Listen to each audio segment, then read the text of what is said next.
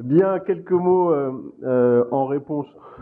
Bon, d'abord, les propos liminaires des uns et des autres étaient très politiques, ce que l'on peut comprendre dans le contexte.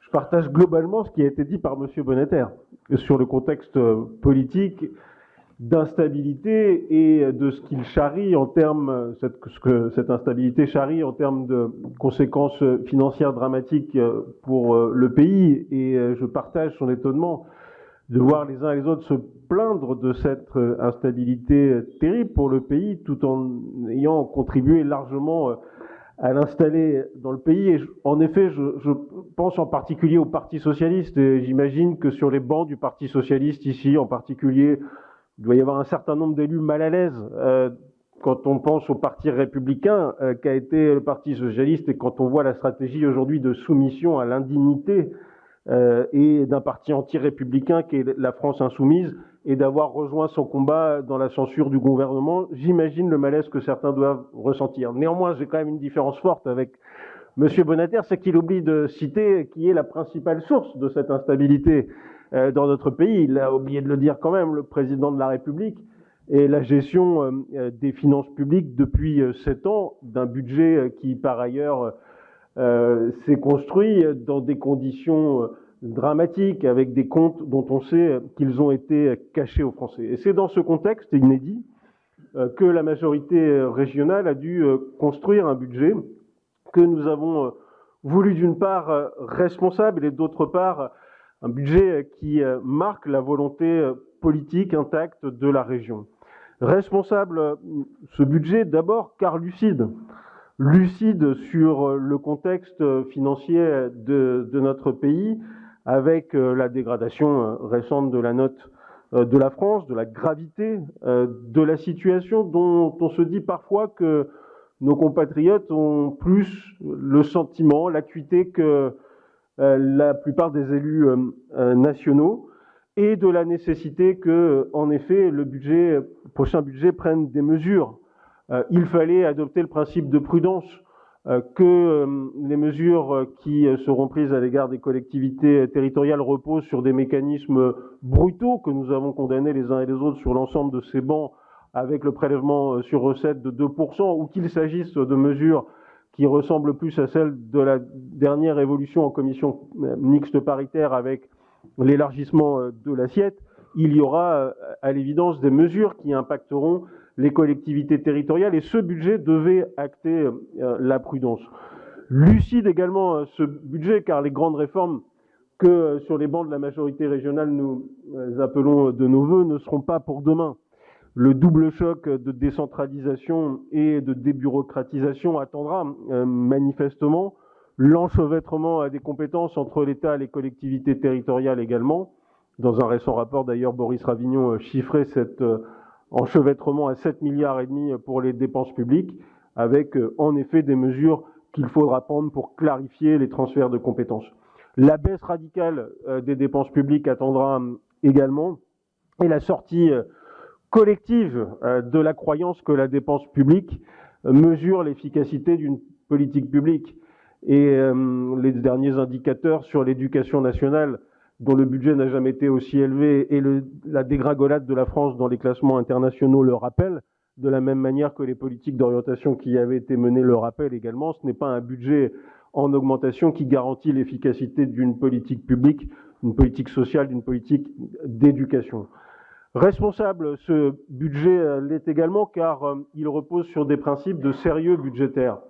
Alors oui, en effet, comme toutes les régions, la région Normandie prend des mesures parce que, au-delà de ce que nous affirmons les uns et les autres et de ce que nous pensons sur le fait que les collectivités territoriales n'avaient pas à être pointées du doigt, nous devons contribuer aussi à l'effort des redressements des comptes publics.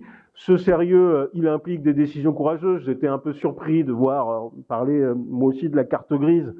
On peut entendre des propos démagogique en la matière. On peut être un peu plus surpris en revanche que le Parti socialiste ait publié un communiqué de presse sur la question. On attend d'ailleurs que le Parti socialiste publie le même communiqué à l'égard de ses collègues de Bretagne socialistes qui viennent de prendre la même mesure il y a quelques jours, et j'attends ce communiqué avec beaucoup d'impatience. Alors ce budget, il est responsable, lucide et sérieux, mais Il marque également, me semble-t-il, la volonté politique intacte de la région. D'abord parce que les priorités de la région, les fondamentaux de la majorité régionale se lisent dans ce budget. En effet, c'est un budget qui traite le monde tel qu'il est, et non tel que l'on voudrait qu'il soit, en composant avec les modes de vie de nos concitoyens. D'abord, c'est un budget qui mise sur la jeunesse de Normandie, par des politiques d'orientation qui sont extrêmement ambitieuses. Il y a quelques jours, le président de région était à Dieppe, au lycée Pablo Neruda, pour constater que le dispositif Fort Industrie, dont le financement est permis par le projet 3NC, permet à plus de 5000 jeunes dans la région pendant une semaine de se sensibiliser aux métiers de l'industrie.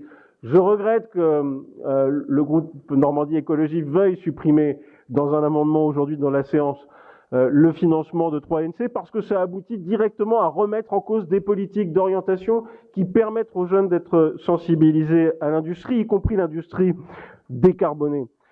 Cette politique pour la jeunesse, elle se lit sur l'enseignement supérieur. Le président de région en a parlé. Je peux vous citer l'exemple de mon territoire du Cotentin, une nouvelle école d'ingénieurs comme l'ECAM sur un territoire, sur un campus de proximité comme le nôtre. C'est concrètement autant de jeunes qui pourront rester sur le territoire, accéder à l'enseignement supérieur et une réponse aux politiques d'attractivité d'un territoire pour renverser les courbes démographiques. Et ce sont des mesures qui sont extrêmement concrètes. Oui, sur les lycées, nous agissons également, Bertrand Degnaud le rappellera, certainement avec 1 milliard qui ont été investis ces dernières années dans la rénovation des plateaux techniques de la région, avec le pacte numérique lycéen et avec une dotation globale de fonctionnement qui augmente et qui permet d'intégrer l'ensemble des projets dans les lycées. Sur les missions locales, Monsieur Beauvais, vous le savez, le budget est celui il y a 2 ans, 5 millions, en privilégiant les projets plutôt que le fonctionnement des missions locales, et ce, au bénéfice de la jeunesse de Normandie. Sur la formation, enfin, nous préservons les politiques pour la jeunesse. Vendredi, nous posions la première pierre d'une nouvelle école au Grand Quevilly, qui est une école sur les travaux publics. Là aussi, la suppression des crédits de 3NC que vous proposez, elle aboutirait concrètement à ce que cette école ne voit pas le jour. Or, cette école va former aux nouvelles techniques de décarbonation avec l'utilisation de nouveaux matériaux. Donc, le secteur des travaux publics, lui aussi, a besoin de ces formations. Et donc, je trouve surprenant, en effet, que les crédits 3NC dont vous ne voulez pas, vous les remettiez en cause de fait aussi pour construire ce type d'écoles qui vont permettre donc de former la jeunesse aux nouvelles techniques décarbonées. Et puis je pourrais citer pour la jeunesse l'inauguration la semaine dernière du pôle national d'excellence soudage dans le Cotentin, dont la région assure le financement des formations pour les demandeurs d'emploi et donc le modèle économique d'amorçage de cette école. Le budget, il marque les priorités politiques de la région et on avait ce débat sur la préoccupation majeure des Normands sur la santé. En effet, compétences obligatoires, pas compétences obligatoires, il faut certainement se recentrer, mais il faut également entendre ce que nos concitoyens nous disent et l'angoisse que représente aujourd'hui pour eux le fait de ne plus avoir accès à un pédiatre, à un généraliste, à un spécialiste. Et donc la région, dans le rôle qui est le sien, doit prendre toute la mesure de cette angoisse du quotidien avec le Ségur de la santé, les pôles de santé libéraux ambulatoires, les médicobus qui sont les formations nouvelles, qui sont autant de solutions ponctuelles qui, sur les territoires, offrent des réponses concrètes. Enfin, ce budget, il est sérieux car il est responsable car lucide. Il marque les priorités politiques de la région car il prépare enfin l'avenir. C'est un budget qui, dans la moyenne des autres régions, est très au-dessus en termes d'efforts d'investissement. Avoir un budget de 600 à 700 millions d'euros d'investissement, c'est un budget qui préserve l'avenir.